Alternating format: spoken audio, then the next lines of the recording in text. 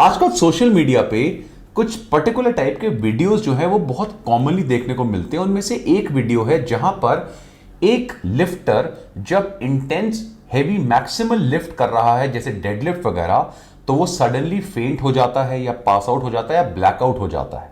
ये फिनोमिना काफी सारे लोग जो जिम में इंटेंस वर्कआउट्स करते हैं उन्होंने वहां पे भी ऑब्जर्व करी होगी। इस फिनोमिना को जनरली कहा जाता है वेट लिफ्टर्स ब्लैकआउट।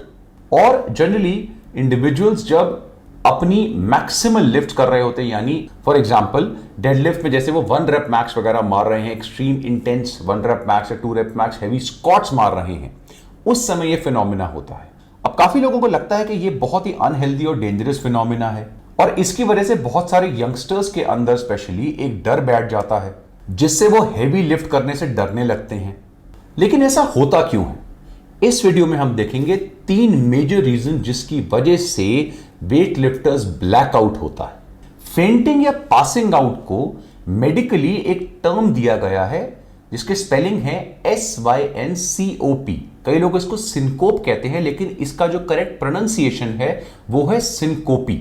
जो सिंकोपी होता है, जो फेंटिंग होती है, वो जनरली लॉस ऑफ कॉन्शियसनेस होती है जो बहुत रैपिडली ऑनसेट होती है और ये जनरली शॉर्ट ड्यूरेशन के लिए होती है। उसके बाद इसकी रिकवरी भी बहुत जल्दी हो जाती है। ये प्रॉब्लम जनरली तब होती है जब आपके ब्रेन से ब्लड फ्लो या ऑक्सीजन जो है वो कट ऑफ हो जाता है टेम्पररीली, और ऐसी कंडीशन लिफ्टर्स में जनरली हेवी लोड्स के टाइम एक्सपीरियंस होती है। सिंकोपी के मल्टीपल रीजंस हैं, हम उन्हें डिस्कस नहीं करेंगे, लेकिन जब हम वेट लिफ्टर्स ब्लैकआउट को डिस्कस कर रहे हैं तो उसमें 3 मेजर रीजंस आते हैं। सबसे पहला आता है sudden changes in blood pressure. जब आप किसी तरह की एंड्योरेंस या एरोबिक एक्सरसाइज करते हैं तो आपका जो ब्लड प्रेशर है वो मॉडरेटली इंक्रीज होता है। ऑन द अदर हैंड जब आप रेजिस्टेंस ट्रेनिंग करते हैं तो ये जो ब्लड प्रेशर है इसका अमाउंट थोड़ा ज्यादा इंक्रीज होता है। हाउएवर जब आप मैक्सिमल लिफ्ट करते हैं, यानी बहुत इंटेंस हेवी वर्कआउट करते हैं, तो उस समय आपका blood pressure massively spike up होता है। ऑन एन एवरेज अगर आपका ब्लड प्रेशर 120/80 मेंटेन कर रहा है तो रिसर्च में देखा गया है कि ये ब्लड प्रेशर कई लिफ्ट्स में 320 to 250 से भी ऊपर जा सकता है। ऑफ कोर्स ये एक टेम्पररी फिनोमिना होता है और जैसे ही आप अपनी लिफ्ट कंप्लीट करते हैं तो ये जो मैसिव राइज होता है ब्लड प्रेशर में ही, ये बहुत जल्दी ड्रॉप भी होता है। और कई बार जो आपके ब्रेन में जो ब्लड प्रेशर है इस ड्रॉप की वजह से वो प्री एक्सरसाइज लेवल से भी नीचे ड्रॉप हो जाता है। रिसर्च में दिखाया गया कि ये जो ड्रॉप इन ब्लड प्रेशर होता है इतनी एक्सट्रीम हेवी लिफ्ट्स के बाद, ये कई बार आपकी ब्रेन के जो रेगुलेशन सिस्टम है उससे बाहर होता है, यानी आपका ब्रेन इस टाइप के ड्रॉप इन ब्लड प्रेशर को हैंडल नहीं कर पाता, जिससे सिंकोपी यानी फेंटिंग सेट इन हो जाती है। सो पहला रीजन क्या था? Extreme drop in blood pressure after the lift, जो टेम्पररी मैसिव ड्रॉप होता है। जो सेकंड रीजन आता है वो आता है वल्सल्वा मैन्यूवर। कोई भी इंसान जो हेवी लिफ्ट्स कर रहा है वो हमेशा उसमें वल्सल्वा मैन्यूवर का यूज करता है। फॉर एग्जांपल अगर आप देखा, अगर कोई बहुत हेवी डेडलिफ्ट मार रहा है या स्क्वाट्स मार रहा है तो वो अपनी एब्डोमिनल के अंदर प्रेशर को, एयर प्रेशर को होल्ड करता है। फॉर एग्जांपल अगर मैंने हेवी स्क्वाट लिया है तो मैं वल्सल्वा मैन्यूवर परफॉर्म करूंगा। ये मैन्यूवर बहुत इंपॉर्टेंट होता है क्योंकि ये आपकी जो इंट्राथोरैकिक प्रेशर है उसको बढ़ाता है और आपकी स्पाइन को स्टेबलाइज करता है, कुशन प्रोवाइड करता है। और ये जो वल्सल्वा मैन्यूवर होता है ये ब्लड प्रेशर को मैसिवली इंक्रीज करता है, क्योंकि लेट्स से अगर आप डेडलिफ्ट मार रहे हैं या स्क्वाट मार रहे हैं और आपने वल्सल्वा मैन्यूवर परफॉर्म करा हुआ है, एयर को होल्ड करा हुआ है, तो एक तो because of the heavy load और दूसरा बिकॉज ऑफ वल्सल्वा मैन्यूवर जो ब्लड प्रेशर राइज होता है बहुत ज्यादा होता है। और अगेन जो वल्सल्वा मैन्यूवर है इसकी वजह से भी जो ब्लड प्रेशर चेंजेस हैं ड्यूरिंग द लिफ्ट और इमीडिएटली आफ्टर द लिफ्ट बहुत तेज होते हैं, बहुत ज्यादा ऊपर नीचे होते हैं। और यह भी एक रीजन है कि लिफ्टर्स को इमीडिएटली लिफ्ट को खत्म करने के बाद एक ब्लैकआउट फील होता है। जो थर्ड रीजन हो सकता है, जनरली ये रीजन हर केस में नहीं होता, वो है हाइपोग्लाइसीमिया, यानी लो ब्लड शुगर लेवल्स। आपकी बॉडी का जो मेन एनर्जी सोर्स है वो है ग्लूकोज, और एक्सरसाइज के समय ग्लूकोज की जो डिमांड होती है बॉडी की वो इंक्रीज हो जाती है।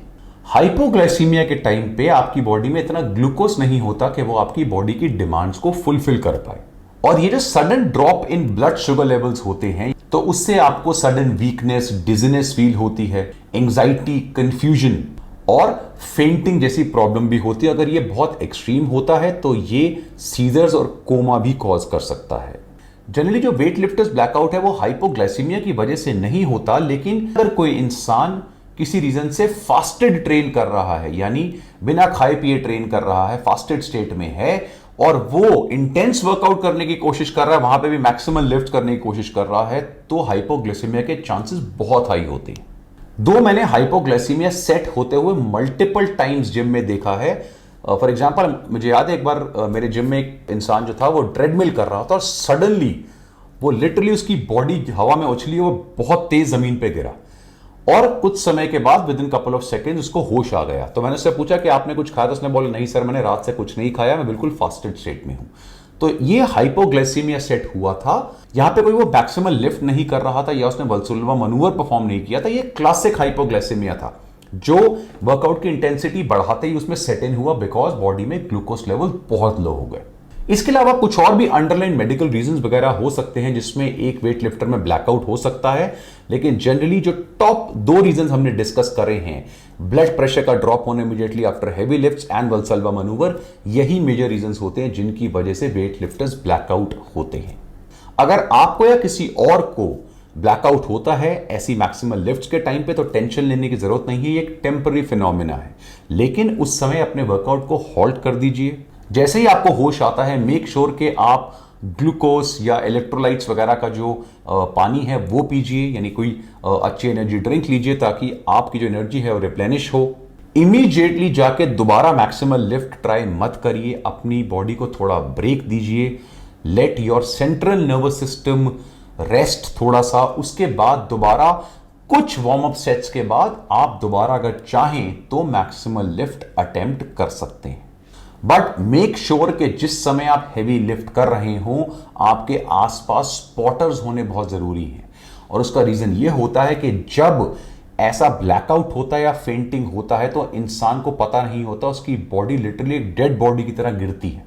और ये बहुत डेंजरस हो सकता है बिकॉज जिम में बहुत सारे इक्विपमेंट होते हैं, मशीन्स होती है जिनके शार्प एजेस होते हैं, बहुत हैवी मेटल पड़ा होता है जो अगर उसके हेड को स्ट्राइक करता है या किसी और एरिया को स्ट्राइक करता है वो बहुत डेंजरस हो सकता है। सो आई होप वेट लिफ्टिंग के टाइम पे जो ब्लैकआउट्स होते हैं उसका रीजन आपको अब समझ में आया होगा।